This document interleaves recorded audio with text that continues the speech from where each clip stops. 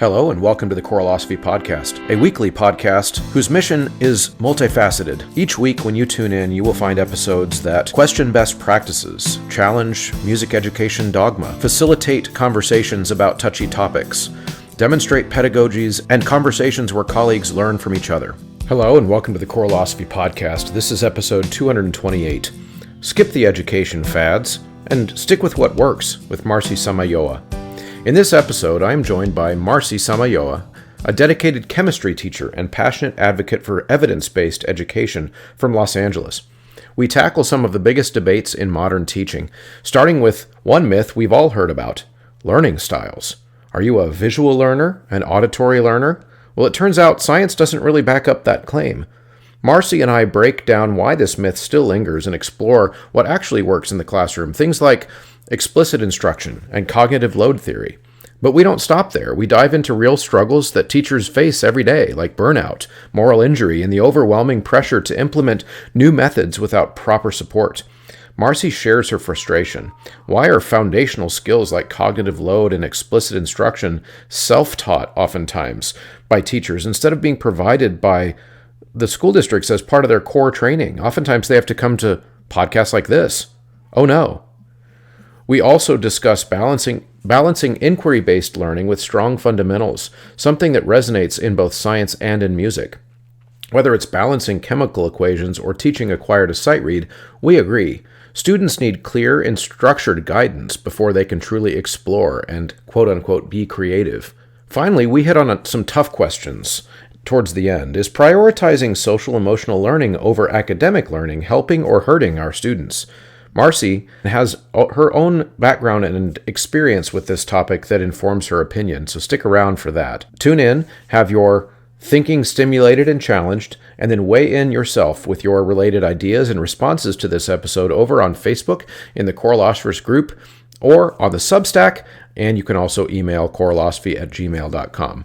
Ludus, the platform trusted by thousands of organizers to power their event ticketing, marketing, and fundraising, has just upped its game with an incredible new feature, volunteer management. Now you can streamline your volunteer coordination like never before.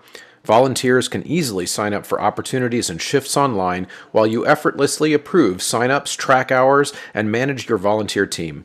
Say goodbye to volunteer management headaches and hello to seamless coordination with Ludus. Try it at ludus.com/choirlosophy and revolutionize your events. Nearly 200 people voluntarily chip in every month to make sure that the costs for this show are underwritten. But, of course, it's also an exchange. When you sign up for Patreon or paid Substack memberships, either one, you will get access to my Google folder full of goodies, presentation slides from any presentation that I've done over the last several years. It also has rubrics that I have created for class, for grading episodes, supplemental materials, repertoire lists, so you'll have access to that. Plus, of course, there is the private podcast feed, which you can hear once a month, so you can go to patreon.com/choirlosophy to sign up there for as little as $3 a month, or you can just upgrade your free Substack subscription to a paid Substack subscription. Either way, the money goes to the same place for the same purpose. The producers and inner circle at Patreon are Venture Studios, Brian Long, Angie Schilling, Danelle Eckert, David Kowalczyk, Kyle Peterson, Max Jackson, Michael Herron, and Steve and Kathy Kakacek. All right, everybody, I am here with Marcie Samayoa. And she is a teacher out in Los Angeles, but trigger warning for all of my music teachers listening, not a music teacher. We are going to be talking to a science teacher today and comparing notes about trends in education, fads sometimes in our professional development, various myths in education that seem to be hanging on persistently, and just kind of bantering back and forth about some of those issues that we all face as teachers of any subject. So Marcie, welcome. All right. Thank you for having me here, Chris. I'm very excited. If someone were to ask me if I would ever be on a choir type podcast, I would have never imagined in a million years that I would be here. But this is pretty cool. So thank you for having me. Good. Yeah, this is kind of a weird choir podcast, so that seems to fit. I actually really believe very strongly, since you mentioned that, I believe very strongly in education communities looking outside of their normal little bubble for information and thoughts and perspective, whether that is a music teacher looking into the neuroscience world or into the anatomy and physiology world to learn about singers' bodies and, et cetera, rather than always looking to other music teachers. Or in this case, looking to a science teacher to think about how do these issues affect the science department or a science teacher. We all, oftentimes in public schools, we all go to the same PDs and we all get told the same buzzwords that we're all going to have to try. And then the music teachers oftentimes will go back and we'll gripe about it to the other music teachers, and then the science teachers will go gripe about it to each other. So this is our chance to come together. But before we get too nerdy, why don't you tell us more about you? What do you do? Where do you do it? What's your background, etc.? So I am a high school science teacher here in Los Angeles, California. I have been in education for almost about 10 years. Throughout this time, I have taught chemistry, honors chemistry, and AP chemistry. And currently, I am waiting for my scores for my national boards. It's this Okay. Saturday. So I'm very excited, but very nervous at the same time. Now, in your district where you are, does national board mean a pay increase? Yes, it does, or else I wouldn't have done it. Yeah, no, I understand. I just know some places stopped doing that. Like, so some places you can still get the certification, but it doesn't get you paid more. So I just was curious. Yeah, so many people ask me that because they tell me, well, why didn't you go for a master's? Mm, Right. And at least here in, I'm just going to say in certain districts, they don't pay that much for a master's. So the interesting. increase in salary after taxes with a master's is only an additional $30 a month. Nuh-uh. Yeah. Really? Yes. That's interesting because where we are, we're here in where I teach around Kansas City, like you get that master's and it's a significant pay bump. That's interesting. And I must be different district to district, state to state. I'm assuming so, yes. Yeah. And so for national boards, you get an increase in 15% increase in your salary. Yeah. That's why I decided to go that route instead of going for a master's. So I'm just putting that out there for someone who's asking, well, why didn't you go for a master's? And more for financial reasons than Yeah. anything. Do the math. In other words, that would be the advice for. Yes. Yeah. Well, we all know that teachers, in general, don't get paid as much as they should. So, Mhm.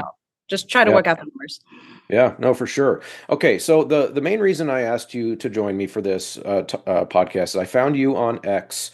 You've started somehow the gods of Twitter algorithms or X algorithms put you in my little circle of people talking about and kind of griping about education, but not griping in a mean-spirited way or a negative way. More of and I think that's why I resonated with some of your messages that I saw initially, which is that I also am a believer that as teachers in public schools or in state schools, depending on what country you're listening from, um, we kind of have an obligation to criticize the system in the best interest of students.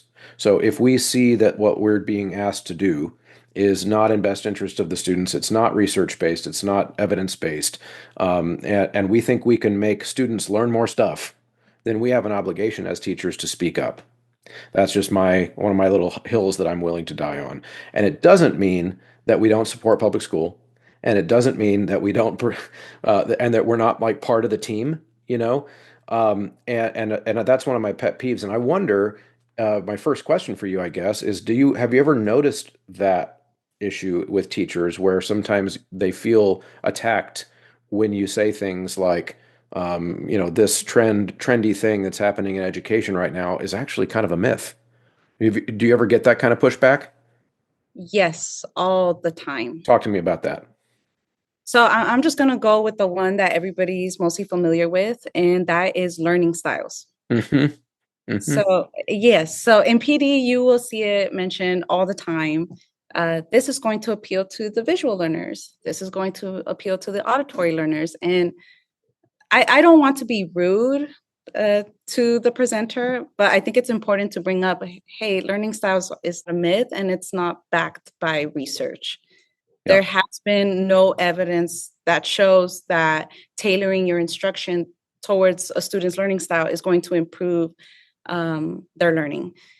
And it's tough to do, right? Because, they're presenting, they're very passionate about it. But I think, as you said initially, it is our responsibility to bring up these things because it does affect the students' learning.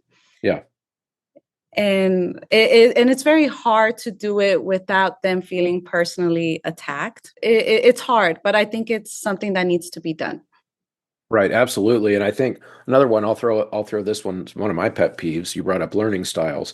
I actually did an episode years ago with an education researcher who brought that up as one of her examples of things that teachers believe that aren't supported by any evidence, and learning styles came up. And I actually have gotten more hate email from that episode from teachers than any other topic. And I touch touchy topics on this show sometimes, and that really got teachers angry.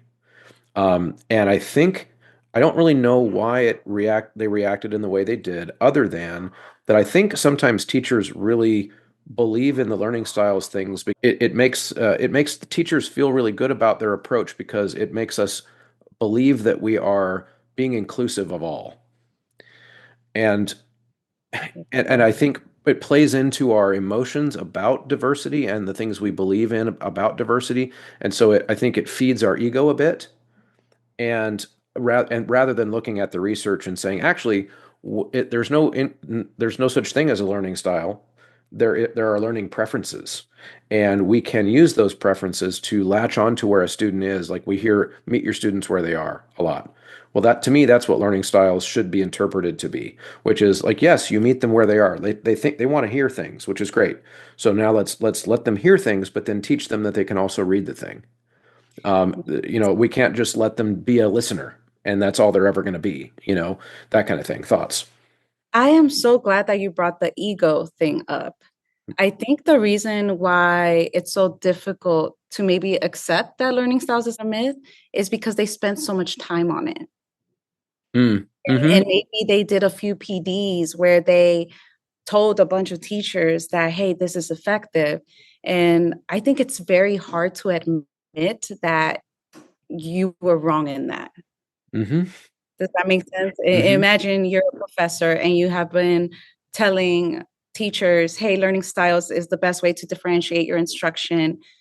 And just to find that it's not necessarily true, I can see how that can be very difficult to accept. However, I think in education, we need to put our egos to the side and just think what's best for the students. And I know this is easier said than done. I mean, I've done it, especially after the pandemic. I really wanted to stick with my old teaching practices prior to the pandemic, and it just wasn't working. And I spent so much time on those lessons, and it didn't work anymore. Yeah. And so either I could just fight it and blame the students for not understanding it, or I can just do better and improve my teaching practices and accommodate to what these new group of students need. Yeah. And it's what happened after the pandemic. So I'm glad you brought up the ego thing because I think that's a huge thing.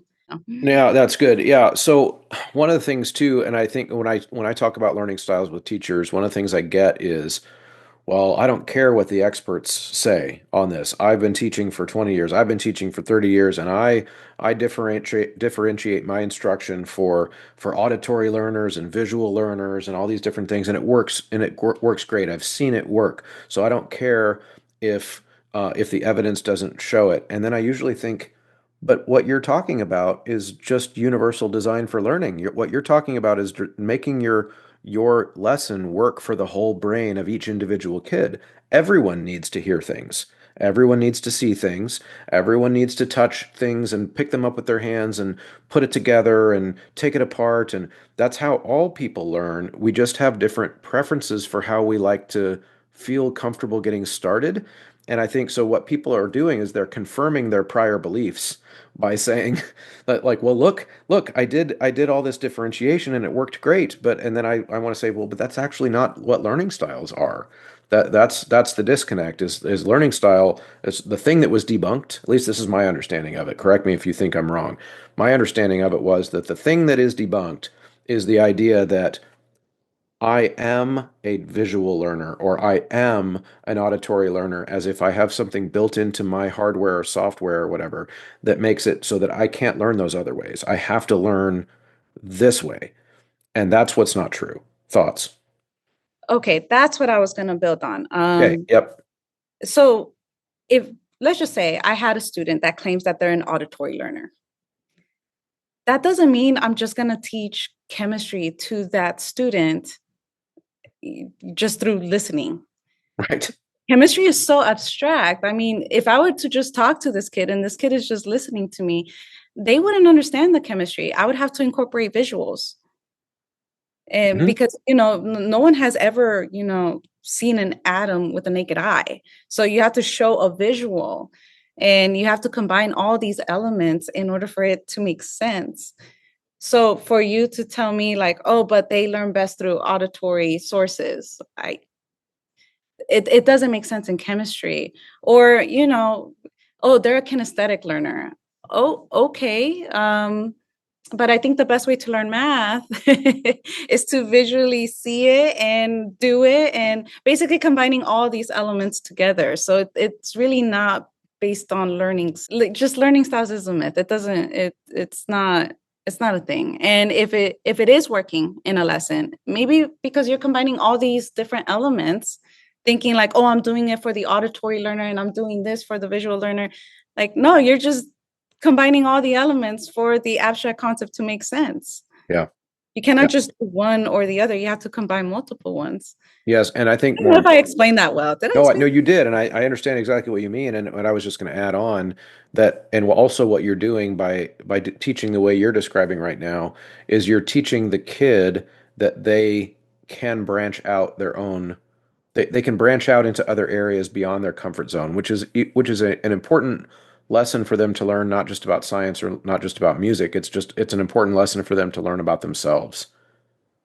And learning anything new is going to be uncomfortable. And Hmm. if it's not uncomfortable, then you're not doing it right. Yeah. Yeah. So they have to be used to being uncomfortable. And it's Hmm. okay.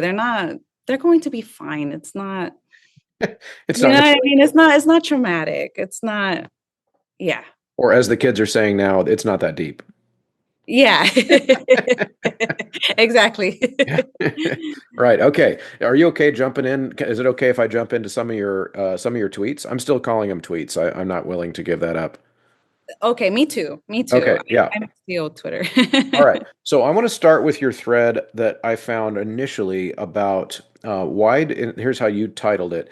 Why do schools keep chasing every new educational trend when decades of proven research already shows us what works? And you've got some examples here, but first, before I go into them and get your thoughts on them in more detail than Twitter will allow us or X will allow us, um, why is it a big deal in your mind? Why is it a negative thing necessarily for schools to go chase the latest trends? Aren't they, I'm just going to play devil's advocate, aren't they just going out and trying to find every tool that's available to us that's new and cutting edge so that we can teach kids better? Why is it a problem to go chase the trends? Because we already know what works. How do I say? Like, don't fix things that are not broken. Right. So instead of trying to find new innovative ways to do it, like we don't need that anymore. We already know what works. And so I think it's better to focus your energy on what works and see what we can do to make that better. Yeah. Also, if I can just add, every new educational trend that I see that comes up always says that it's research based. Oh And my they goodness, throw in yes. all this scientific terminology to make it sound legitimate. And they make all these promises. And I think it's important that we do address the research. Okay, that's very important. But like you mentioned in your other podcast episode, it's also important to take into consideration the practitioner's side. Yeah. Mm-hmm. Because what happens is that sometimes the conditions in which the research was done does not really replicate into the classroom realistically. I would say most of the time it doesn't. No, it does not. And Okay. I'm not dismissing research. Right. I'm a huge fan of research, Yep. but I think it's just as important to see how it translates into the real classroom. For example, there might be a study and they have to control the environment to see if the changes that they see was caused by the variable that they're studying. It has to be in a controlled environment. We want it to be in a controlled environment. That's what research is. But in the classroom, that's not a controlled environment. We have students with different abilities. We have earthquake drills, we have fire drills, the weather changes, like all of these factors that we have to take into consideration. Well, Yep. the research really did not. Again, I'm not saying dismiss the research. I'm saying we also have to address the practicality of what the research is saying. Right. Like, it's great. Okay, the research is promising this. Okay, but is it practical to apply it into the classroom? Yeah. Yeah, I'm so glad you said that about the PDs that promise research-based and evidence-based. We all love to travel with our students, but we definitely don't love planning a trip. I know I've been there as the point person for details, and it is a nightmare. Forms, payments, fundraising, it's a never-ending task that takes away from doing what we love. That's where Kaleidoscope Adventures comes in. They've been planning performance trips for more than 30 years and handle all the details from start to finish. And one of the best parts about Kaleidoscope, they have crowdfunding options for every traveler. Contact Kaleidoscope Adventures at mykatrip.com to find out how they can take your travel beyond expectations. In my district, we just recently started a new SEL program, like the fourth different new one in the last 5 years or whatever. And the presenter came and said, I think he said, I counted that he said evidence-based like 10 to 12 times in the presentation. And so, of course, because I'm that guy, every school's got that guy in their in Oh, you're their the one that room, challenges right? them? Yeah, well, yeah. So I immediately I'm on the website of this company, and I'm looking for this evidence that he keeps saying is there. And would it surprise you to know that there is not a single citation on that entire website for that company? There Doesn't wasn't a surprise single one. doesn't surprise me. Yep. And so, of course, I just like to me, if you're going to say evidence-based 10 times in your presentation, you would be really proud of what that evidence shows. And you would like blast the studies like right on the front of your website and say, here is the evidence. Here are these gigantic sample sizes that we've collected. Here are these attempts to replicate, like you mentioned before. Here are these, here's why this evidence is quality. But I honestly don't think that there's demand for that because I don't think school districts ask for it. Thoughts? No, they don't. And I think it's because they want an easy solution to the problems that we face. Yep. And because this makes like all these grand gestures and grand promises, they just jump on it. It sounds great. I mean, initially, yeah, for me, it sounds great too. But then once you look into it, into the practicality of it, the research behind it, sometimes it's not even research based as they claim. Then you start questioning it. You're like, well, is it really research based, or are you just trying to sell your program? Right. Yeah. Okay. And then your next one, you list some examples here. I want to kind of hit some of them and just get your take on them. You mentioned cognitive load theory, and then you said cognitive scientists have shown over and over again how critical it is to manage cognitive load to enhance learning. Tell us more about that. Is that I had a little bit of trouble interpreting it when I wanted to ask you about it. Are you saying that we should pay more attention to cognitive load theory, or is that one of the trends that we should be skeptical of in your mind? I mean, I think we should be skeptical of everything, but Fair, fair. I would say we need to pay attention more to cognitive load theory. Okay, tell us Yeah. for the person listening who doesn't know what that is. Could you what's your understanding of cognitive load? Ooh, okay. Well, there's whole books on it, so it's going to be hard to summarize it. And again, I'm not an expert. I'm just a teacher that uses cognitive load theory in her practices. But based on my own understanding, cognitive load theory basically is the science of how people learn. Okay. And it explains the cognitive structures that we use to learn. Mm-hmm. I think what's the best way I can explain it. What would be some ways in science class that you would, you say you use it in your teaching practices, what would be some ways in a science class that that concept would get implemented into your pedagogy? It's very important to address the background knowledge of students Okay. when you're introducing new concepts. And if they don't have it, then it's important to build on that before you delve deep into the concept. There's in cognitive load theory, they mention the limits of our working memory, and that if we overload it with information, then the information doesn't get processed as well. And so I chunk a lot of the information in my class. So if we're learning a unit, I look at the overall scheme of it and I try to chunk it in a way where it doesn't overload a student's working memory. I also look into how to transform information into their long-term memory. And according to cognitive load theory, one of the most effective ways to do it is through retrieval, interleaving, and space practice. So I also include that in my lesson plans as well. Okay. Yeah. Incorporating all of that, yeah. So chunking so that they're not being dumped on more information that they can handle all at once. Yes. Yep, that makes sense. In a music classroom, that because I'm also a big fan of cognitive load theory, and had think about that a lot, read about it a lot. And in my classroom, what that would look like would be, let's say there's a song that kids are trying to learn that's very complex, not only in rhythmic structures, but the pitches are complex. And oh, by the way, it's in Portuguese. And oh, by the way, there's also like a really complicated piano part happening that's distracting them from all the things they're doing. So of course we would chunk it. We would say, okay, now we're just going to do the rhythms. We're not going to think about pitches. We're not going to think about words. We're just going to think about the rhythms. We're going to tap them out on our chest or on our knee or whatever. And because now we don't have to think about all of those things all at the same time, and then we're going to scaffold it together until we can think of it all at the same time. And so I think, yeah, that's a crucial one. And yeah, I love it. I think that's really, really important. And I think that does that fall into the category of what you were saying before, when you said like certain things about we already know what works. Does this fall into that category?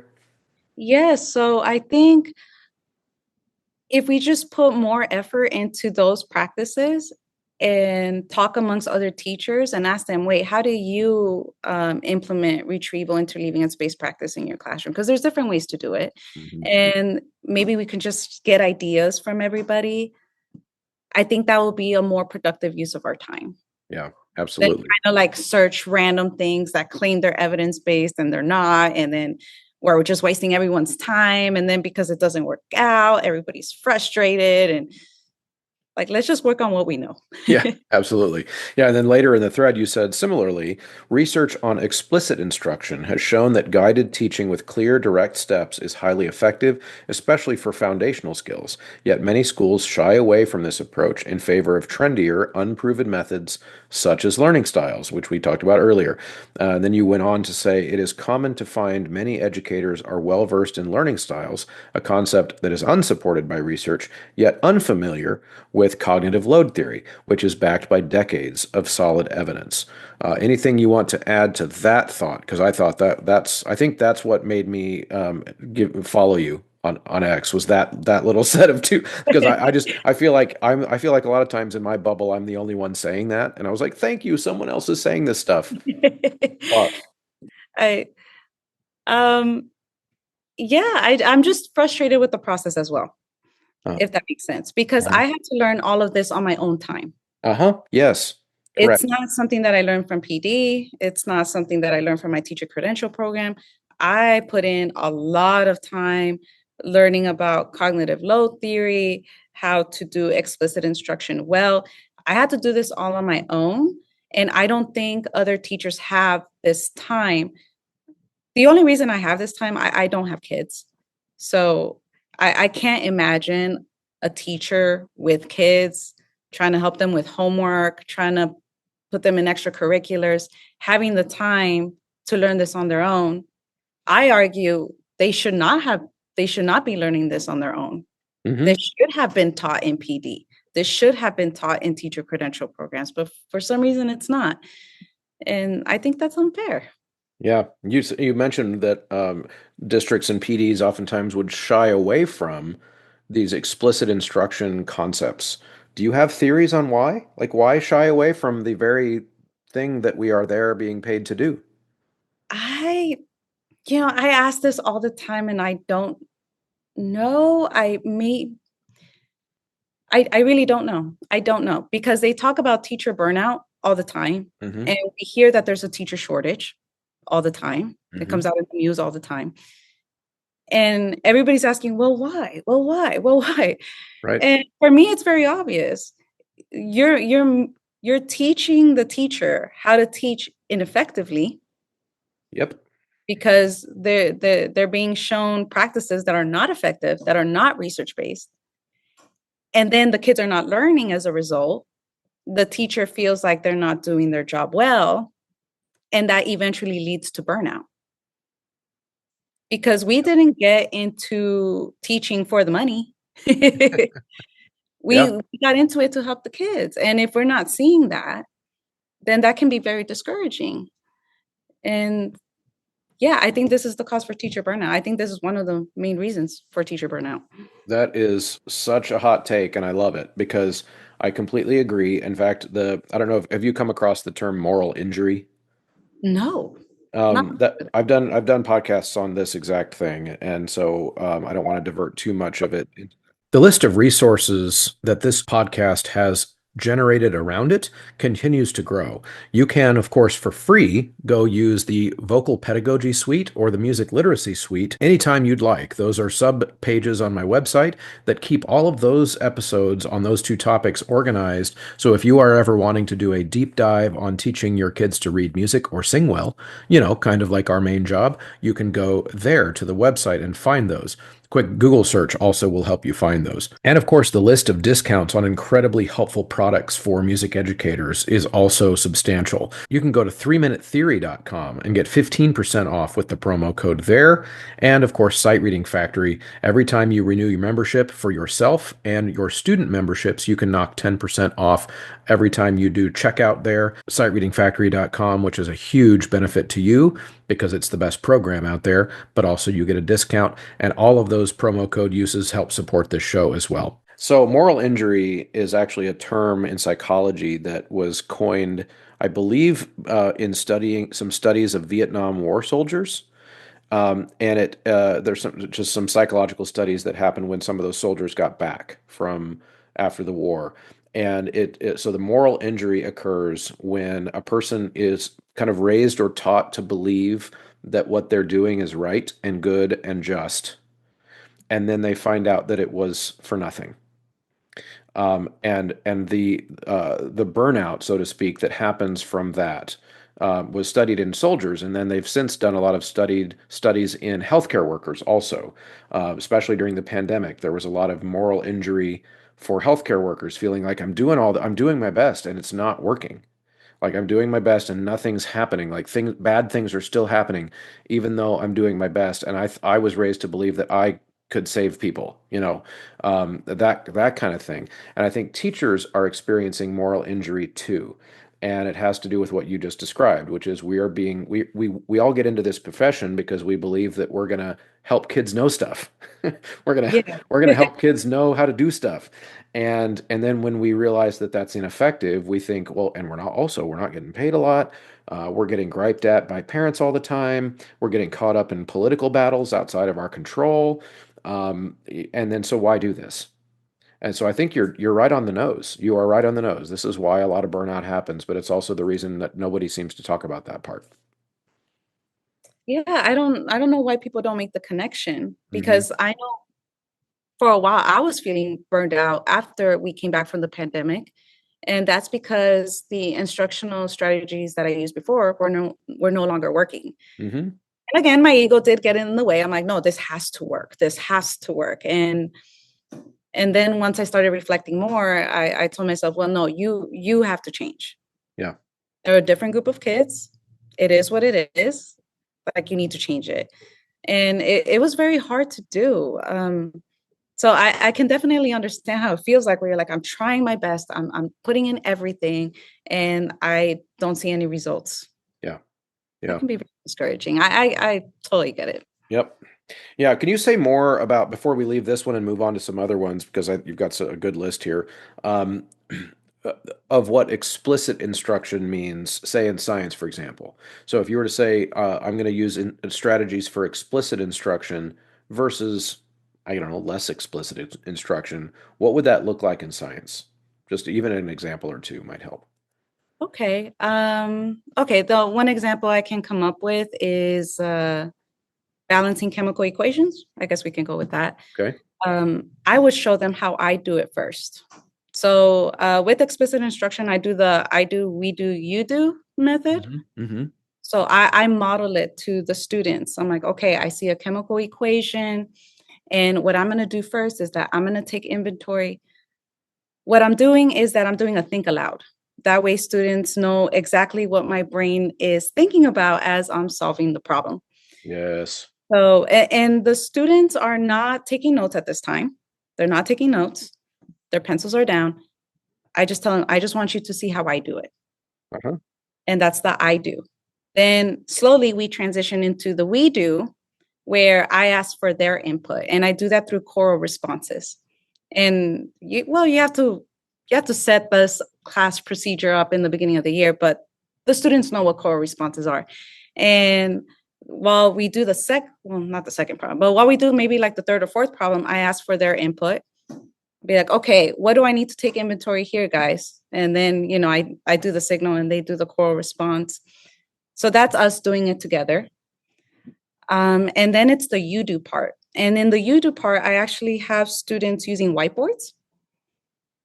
And it's a whole system, but I print out the equations ahead of time and I tell them, on your whiteboard, I want you to solve this equation. And they solve it. And we have a whole process for that too. They turn it around once they're done. And then when I say 1, 2, 3, they put their boards up and I'm able to see who got it right and who got it wrong. Mm-hmm. Mm-hmm. And this gives me real-time information about who understands it and who doesn't. And I'm able to see the common mistakes as well. Yeah. Because they show their work through their whiteboard. So, I'm scanning, I see it. If I see any common mistakes, I go over it one more time. And I tell them, these are the common mistakes I'm seeing.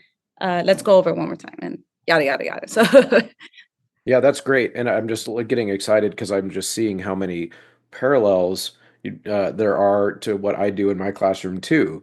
And because I do, in fact, I could think of a music example of every single step that you just outlined that we would do in my class. And I think um, earlier we talked about why would schools or some teachers shy away from concepts like this, where it's the explicit instruction kind of a thing. And I think, at least in music, for music educators that kind of complain about these types of things to me, in other words, maybe a music teacher who would also shy away from explicit instruction, is a fear of presenting it to kids as the right way, because I think there are some teachers who are leery about saying here's the right way to do it, rather than there are many ways to know, and there are many right ways, and all of this. And I think so. I think, to me, that's just a misunderstanding of explicit instruction. So, for example, in my class, we have one of our graded elements that we grade kids on throughout the entire school year is their ability to develop their own notation system for looking into their music and writing things that are helpful for them to learn the song. And one of the things that I explain to them, and I do an I do at the beginning of the year, in fact, I do a lot of I do's, which is, here's how I would mark it. Here's how I would mark my music to make it work for my brain. You could come up with your own way to do it, but you have to come up with something. Like, you've got to come up with a system.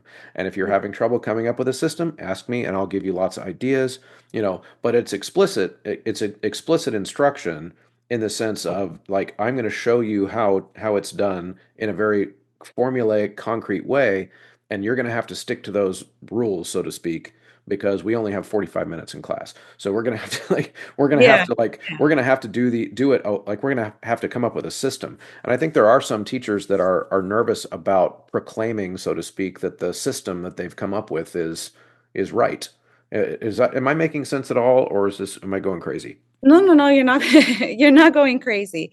We hear this in science instruction all the time. And I think uh, what you're describing earlier about having students discover, there's many ways to do this. I Hmm. think you're touching on inquiry-based instruction. Ah, okay. And we hear that in the science education PDs all the time. Their reasoning is, and I've mentioned this before in my blog post, is that, well, scientists and engineers, this is how they work. They investigate, they use the scientific method, they use the engineering process to Mm-hmm. generate knowledge. And so maybe we should have the kids do it too. And in my head, I understand that reasoning, but it doesn't align with the cognitive load theory. I think what they skipped is that scientists and engineers already have that foundational knowledge There you go. in their brains. So they're able to do that higher cognitive order tasks, such as scientific method, engineering process.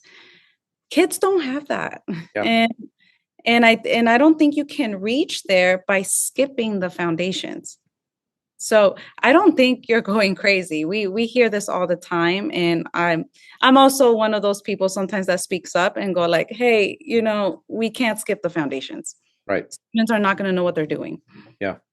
Yeah. Yeah. In other words, in science, what you're saying is you can't tell a ninth grader who doesn't know how to do a lab experiment to just say, oh, what amazing discovery do you want to make today?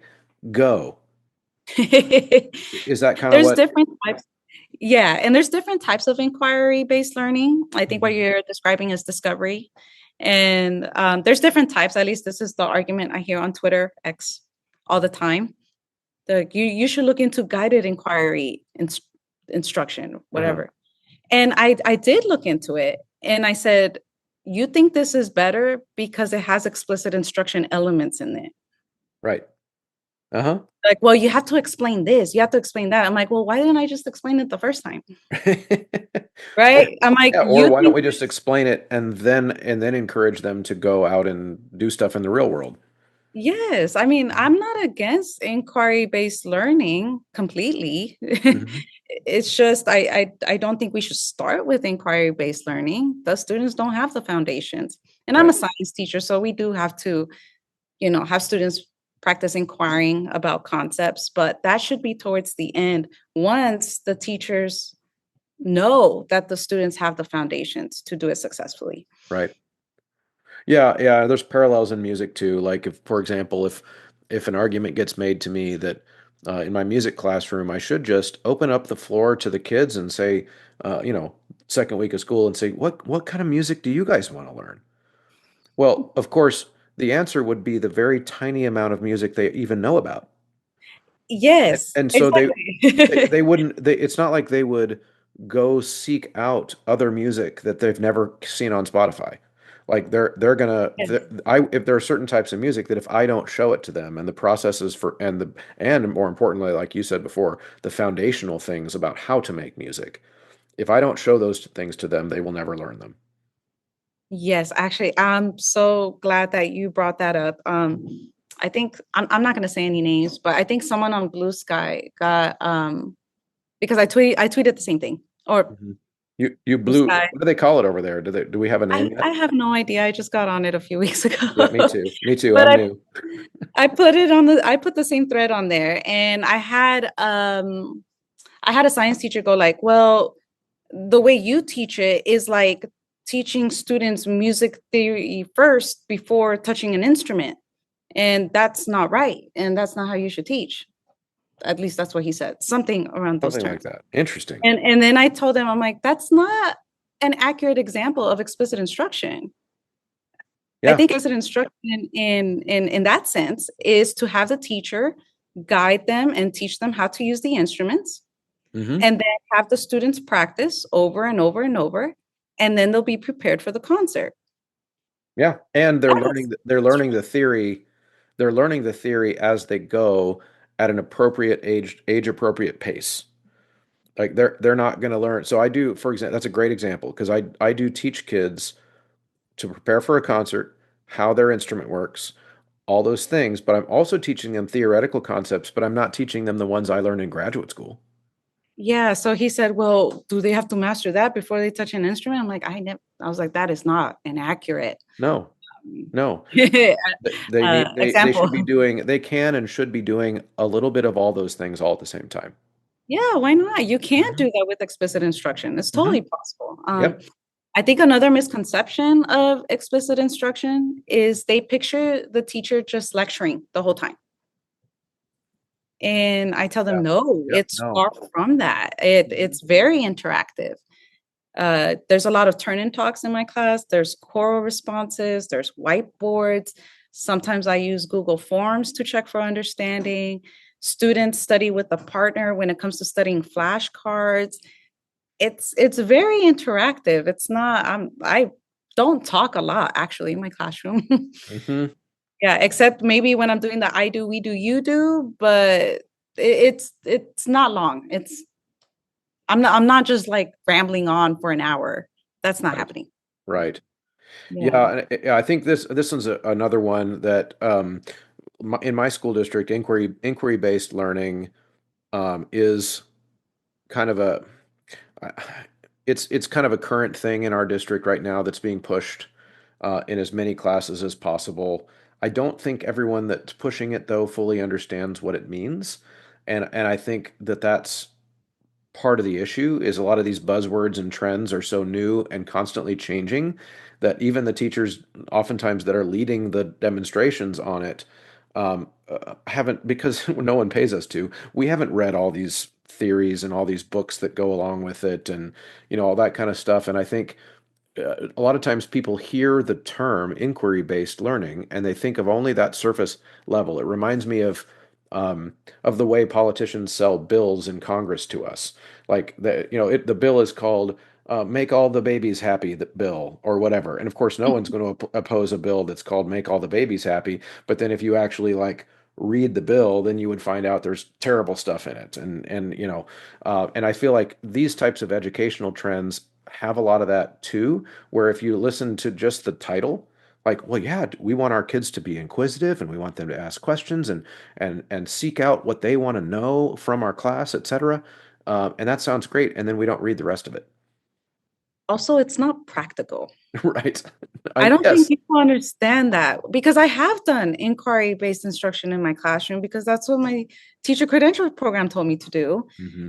And I spent all my energy correcting misconceptions left and right because, students were learning the wrong thing because of course they were doing it on their own. Um, and then just to find, even though I corrected the misconceptions on the assessment, they still, put in what they first thought about the concept Yeah. before the misconception.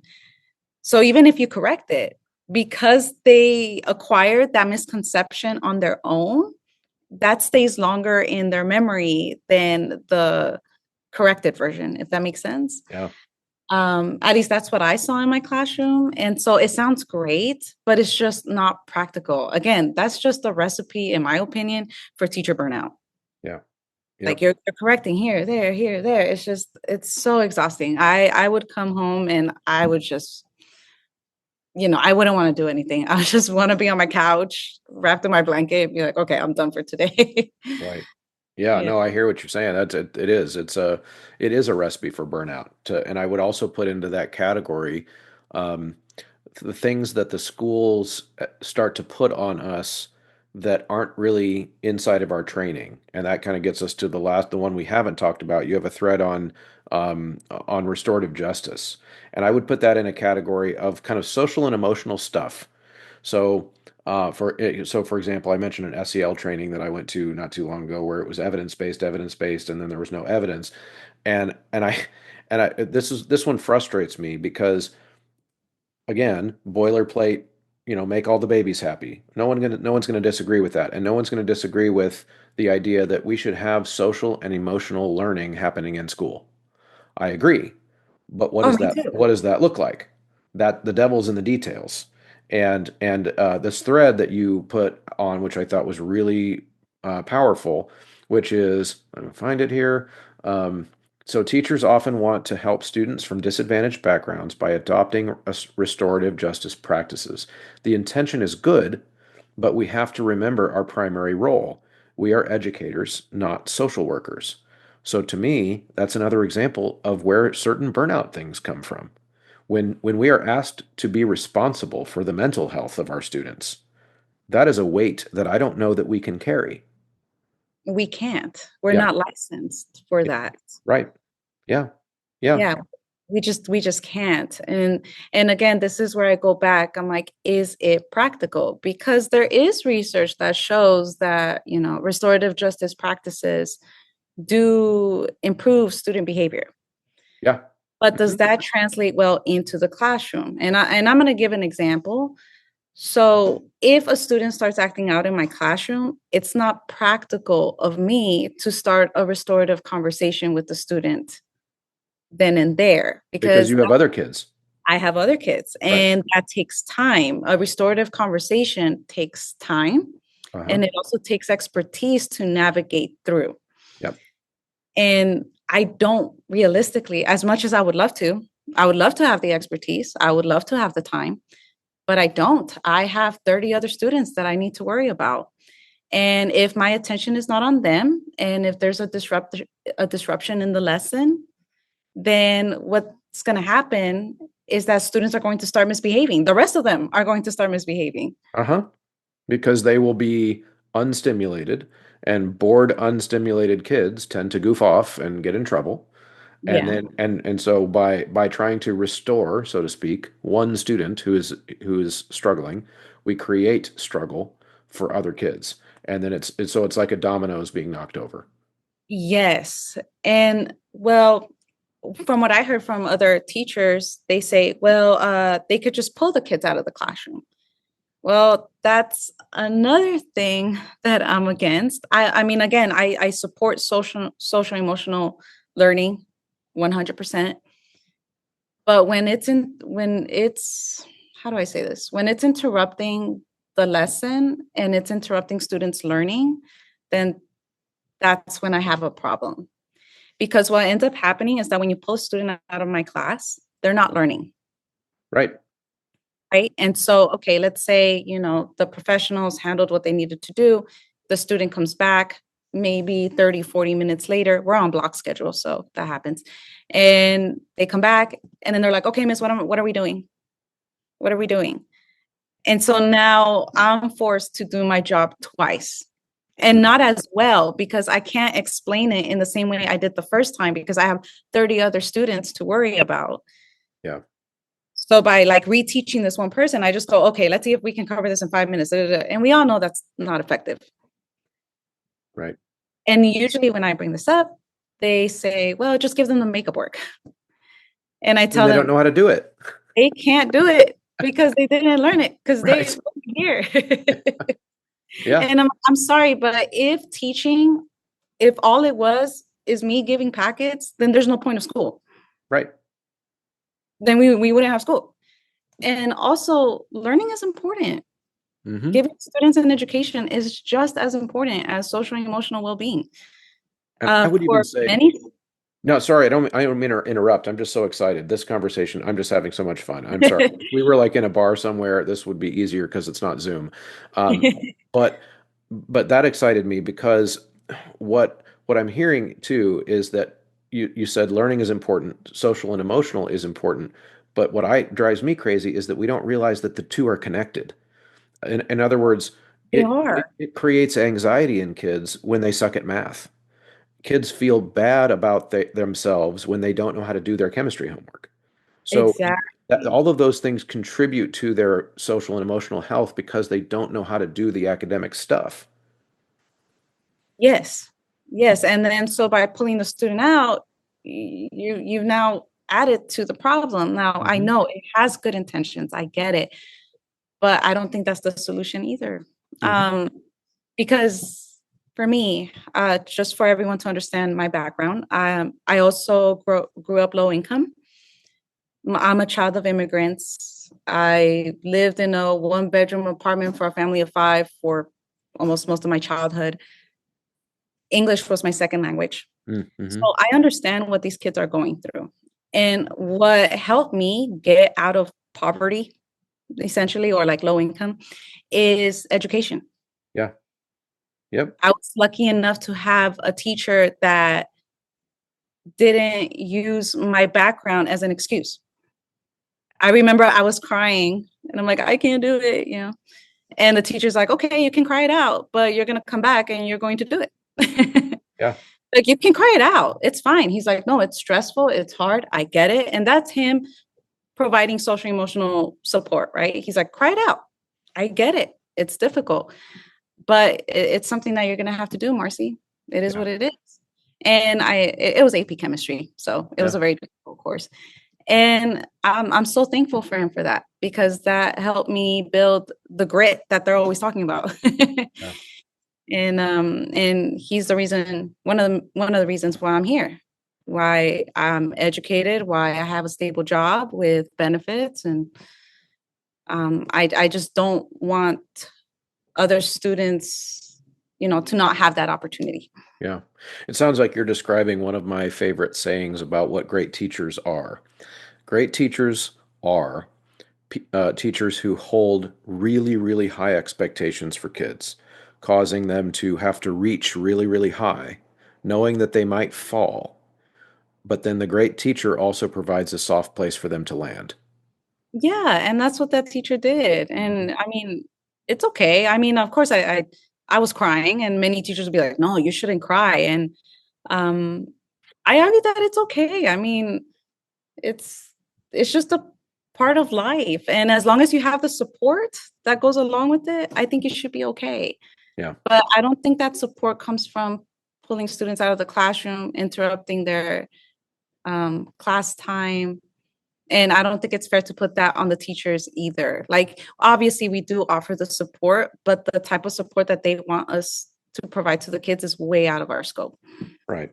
No, I absolutely agree. If it's okay, I'm going to actually go back into your thread. I'm going to because you have some really good thoughts here, and then because we're going to wrap this up, so I'll read some of your thoughts and then let you kind of give some final thoughts about this topic because I do think this one's really important too because we got to cover a bunch of pedagogy stuff. Now we're going to get into the emotional stuff. But you said restorative justice focuses on addressing conflict and harm through relationship building and dialogue. These practices require specialized skills that therapists and social workers spend years mastering. Expecting teachers to take on this role, often with just a few hours of training, is unrealistic, harmful, and unfair. Worse, it's an insult to the professionals who have dedicated years to developing and refining these practices. If teachers truly want to help disadvantaged students, they should focus on their expertise, teaching. When students are equipped with knowledge, skills, and opportunities, they escape cycles of poverty. Now, that is powerful, and that's strong language. Um, it- do you? But I also think it takes bravery to say that in our current environment. And it sounds to me, and this is where I want you to kind of speak to this because it sounds to me like part of the story you just told about your background is you speaking to this issue from your own experience. Yeah, I mean, I can't speak for everyone, Right. right? Mm-hmm. But how do it's just it's very frustrating to see that. Sorry, I need to phrase this carefully that way it's not misinterpreted I hear you. because I can see how it can be misinterpreted. I want to be there for the students, Mm-hmm. and I do provide that social and emotional support as much as I can. Mm-hmm. I'm not a dictator. I'm not in my classroom. That's not what happens. If a student comes into my classroom and they tell me that their family member has died, I'm not going to say, "Oh well, you still need to do the work." You know, no, I'm going to be, you know, I'm going to sympathize and I'm going to be like, "Okay, let's give you an extension to the assignment because obviously you need to address this first, right?" I'm understanding, but I think sometimes it goes too far Yeah. and it gets in the way of the student's education. And once it starts getting in the way of a student's education, that's where I get frustrated. Yeah. And Mhm. because of the harm, right? So you're, it sounds, so say more about what that harm would be. So by doing too much, taking it too far I guess I'll use the word coddle their emotional state, you can harm them and their education. And why is that such a big deal? Why don't we just want the kids to be happy? Hmm. I don't. So initially, when I was taking AP chemistry, when I was in high school, I did struggle. But once I overcame that obstacle, I felt so proud of myself that I was able to do it. Mm-hmm. It was it was something that I've never really experienced before. Mm-hmm. I felt successful. I felt like I can do more. And and I did. And it's such a nice feeling. It's such a nice feeling, um, being able to look back and say, you know what, I did it. And I feel these kids can do it too. Can Yeah. do it with the right supports, with the correct instructional strategies. I think we can do a lot for our kids. Mm-hmm. Yeah, that's beautiful, and I completely agree.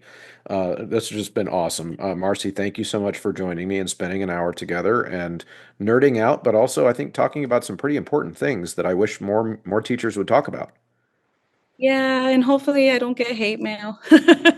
Oh, don't worry. I mean, I just want I everybody to will. know that I have good intentions. I really do. I'm not a bad person, I promise. Or else I wouldn't be a teacher if that was the case, right? I really care about my students and I just want what's best for them. So please, no hate mail. Well, but okay, so but isn't it weird that we even have to say that? A little bit, but I mean, I can see it. It's just something that people take very personal, and I just want to remind them that we're all we all have the same goal, and that is Yeah. to help students. Yep. You Yep. know, like Absolutely. we're a team. Even if we have opposing views, we're a team. Yeah. And Absolutely. And and please don't the kids are the goal. The kids and their yes, futures are the goal. Yeah. yes, Absolutely. that's all I want. And this is my version of it. If you disagree, that's completely fine. We can have the productive discussions about it. Hmm. Um, Even when people disagree with me on Twitter, I don't think I'm rude about it. I try to listen and I try to read what they provide and I try to get a different perspective and hopefully they give me that same chance. Yeah. Absolutely. Well, thank you so much for joining me. Okay, well, thank you so much, Chris. This was a pleasure.